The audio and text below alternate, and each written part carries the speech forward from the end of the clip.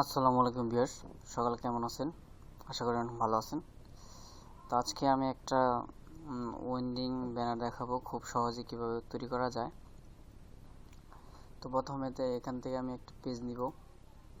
Page নেওয়ার পরে এটাকে আমি এই 5 ইঞ্চি বাই 5 ইঞ্চি করে দিব। রেজলিউশন আমি 300 রাখবো। তারপরে এটাকে একটু সাইজ অনুযায়ী করে নেই। তারপর আমি মডেলের ছবিটা নিয়ে যাব। তো আমাদের মডেলে একটা ছবি রাখতে হবে। মডেলে আমি এই ছবিটা রাখলাম। এই ছবিটা আমাদের ব্যাকগ্রাউন্ডে ইউজ করব। তো আমি এই ছবিটাকে এতটুকু রাখলাম।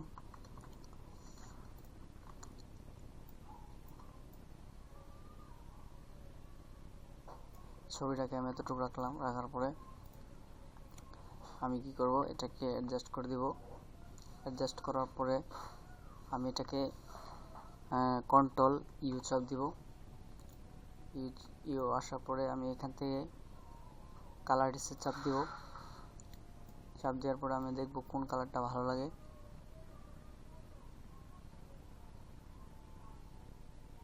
তো আমি এই কালারটা রাখলাম। তারপর ওকে করে দিলাম। ওকে করার পরে এখান থেকে আমি একটা লেয়ার নিব। লেয়ার নেওয়ার পরে কন্ট্রোল এ দিব। তারপরে আমি এখান থেকে একটা বর্ডার ক্রিয়েট করব। আসার পরে আমি কি করব, এটা একটা বর্ডার দিব। তো এখানে 20 পিক্সেল রাখতেছি। তো এরকম একটা বর্ডার হয়ে গেছে। তারপর এখন আমি এখানে কিছু ছবি অ্যাড করব।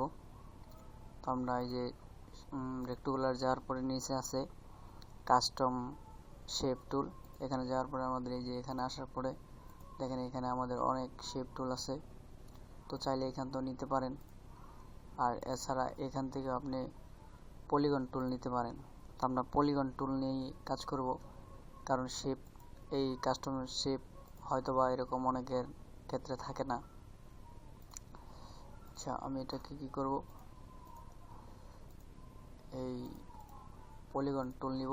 নেওয়ার পরে এটাকে এতটুকু রাখবো। রাখার পর একটা শেপ করব। শেপ করার পর এটাকে আমি অল্টার ডিলিটে চাপ দিব। চাপ দেওয়ার পরে এটাকে আমি নিয়ে আসলাম। তো আমি এটাকে একটা ফ্রেম বানাবো। এটাকে রাখবো এতটুক, তারপরে এতটুক, মানে বিষয়টা যদি দেখতে ভালো লাগে। এখন আমি এই চারটাকে অ্যাডজাস্ট করব। চারটাকে অ্যাডজাস্ট করার জন্য আমাদের কন্ট্রোল শিফট চাপ দিয়ে চারটাতে ক্লিক করতে হবে। করার পর আমরা কন্ট্রোল দিয়ে টি দিয়ে ট্রান্সফর্ম করব। ট্রান্সফর্ম করার পর আমরা এখানে রাখার পরে আমরা এখন যদি যাই, এখানে কিন্তু এটা অ্যাডজাস্ট হয়ে গেছিল। আমরা এটাকে আবার আমরা আনঅ্যাডজাস্ট করে দিব। তো প্রথমে এটার উপর ছবিটা বসাবো। আমাদের ছবিটা নিয়ে আসতে হবে। তো ছবিটা নিয়ে আসার জন্য আমাদের এখান থেকে কন্ট্রোল এ, কন্ট্রোল সি, কন্ট্রোল ডব্লিউ, তারপর এখানে নিয়ে এসে আমরা এখানে পেস্ট করব। করার পর এটাকে আমরা সাইজ অনুযায়ী করে দিব কন্ট্রোল জি দেওয়ার পরে আমরা এটাকে সাইজ অনুযায়ী করব যাতে এটা দেখতে ভালো লাগে। তো আমরা রাখার পরে আমাদের যে নিচের শেপটা আছে, আমাদের নিচের শেপটাকে স্ট্রোক দিব।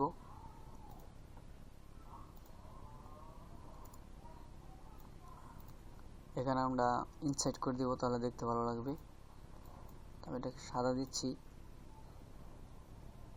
তো আমাদের স্ট্রোকটা বেশি হয়ে গেছে, একটু কমাইতে হবে। এতটুকু রাখি। আচ্ছা, এখন এটাকে আমি অ্যাডজাস্ট করে দিব। তার জন্য আমি এটাকে উপরে ক্লিক করে কন্ট্রোল ই দিব। অ্যাডজাস্ট হয়ে গেছে। তারপর আমরা এখান থেকে এই যে কপি লেয়ার স্টাইল কপি করে নিব। তারপরে এখানে আরেকটা ছবি বসাবো।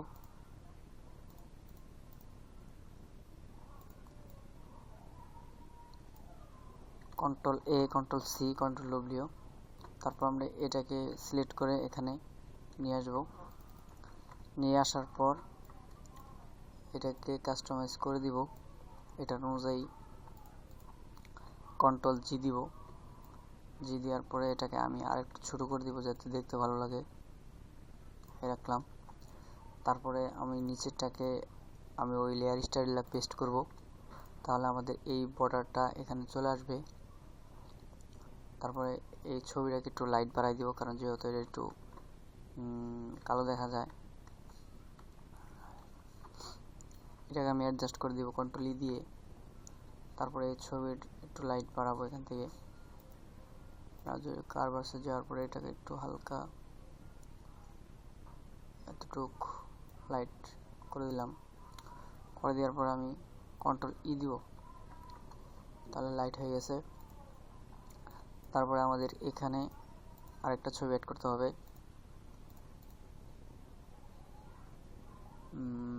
আমাদের এই ছবিটা নিয়ে যাই, কন্ট্রোল এ, control C, control W.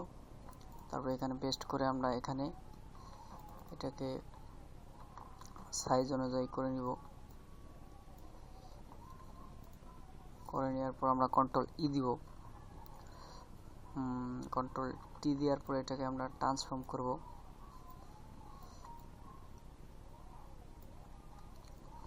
Transform করার পর আমরা নিচের এটাকে আবার ওই পেস্ট করব। পেস্ট করার পরে এটাকে আমরা অ্যাডজাস্ট করে দিব। অ্যাডজাস্ট করার পরে এখানে আমাদের আরেকটা শেপ বাকি আছে, শেপের ভিতরে ছবি অ্যাড করা। তো আমরা এটার ভিতরে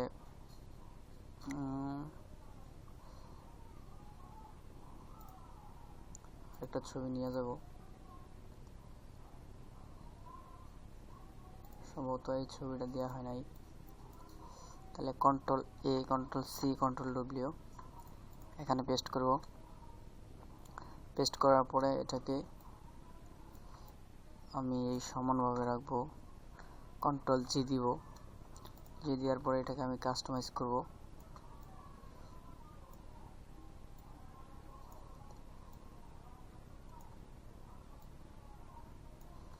তারপর আমি নিচের লেয়ারটাকে আবার ওই পেস্ট করব। আমরা এটাকে অ্যাডজাস্ট করে দিব।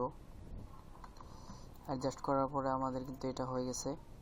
এখন আমরা চাইলে এখানে কিছু ফ্লাওয়ার ইউজ করতে পারি। ফ্লাওয়ার ইউজ করার জন্য আমাদের এখান থেকে আরেকটা বিষয় দিলে ভালো লাগবে, সেটা হচ্ছে পাতা টাইপের কোনো কিছু দিলে ভালো লাগবে এখানে। আমরা এখানে আসার পরে এটাকে আমরা পিএনজি করব। পিএনজি করার পর এটাকে আমরা ওই জায়গায় নিয়ে যাব। নিয়ে যাওয়ার পরে এটাকে আমরা মাঝখানে পাতাটাকে আমরা কেটে দিব, তাহলে ভালো লাগবে। এটাকে আমরা কন্ট্রোল এক্স দিয়ে আমরা এটা পুরো কাট করে নিলাম, পরবর্তীতে আমাদের প্রয়োজন হবে।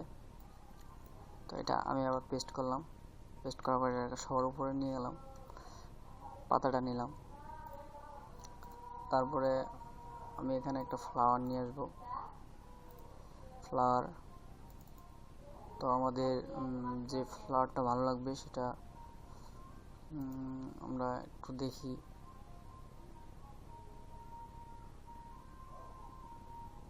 আমরা এই ফ্লাওয়ারটা নিয়ে যাব।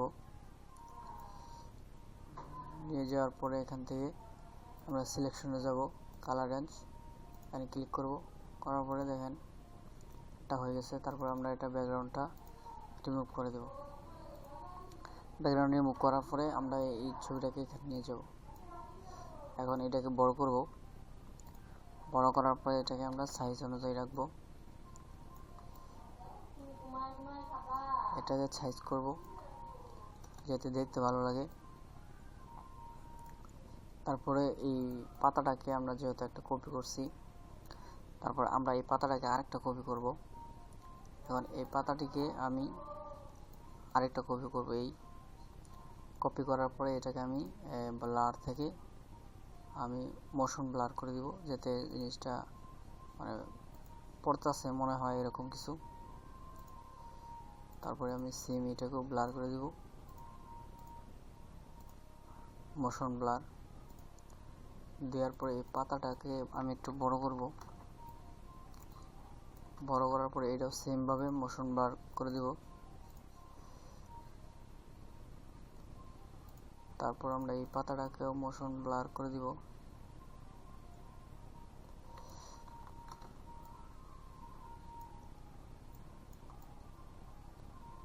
আমরা এটাকেও মোশন ব্লার করে দিব যাতে দেখতে ভালো লাগে। তারপর আমরা যে এটা আছে এই যে দেখেন, এই এই আমরা বর্ডারটাকে সবার উপরে তুলব। তোলার পরে আমাদের ডিজাইন কমপ্লিট। তো এখন আমরা এটাকে সেভ করব। কন্ট্রোল অল্টার এস দেওয়ার পর আমরা এটাকে ডেস্কটপে সেভ করব। ডেস্কটপে সেভ করলাম। সেভ করার পরে দেখেন আমাদের কাজটা দেখাই।